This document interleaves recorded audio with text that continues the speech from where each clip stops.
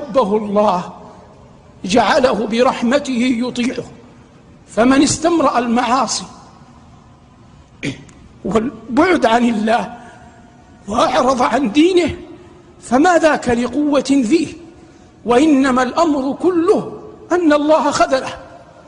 ومن يقبل على الطاعة يحب الجماعات، يقوم الليل يصلي لله، يعقد أنامله بالتسبيح، يبر والديه إجلالا بالله، يحتسب عند الله وضوءه في اليوم الشائت، ويأتي إلى بيوت الله يذكره فيها.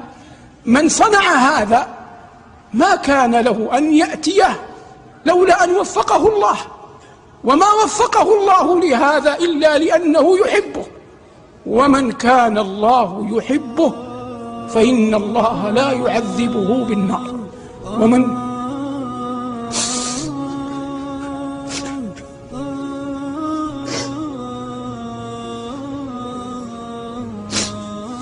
ومن كان الله يحبه فإن الله لا يعذبه في النار.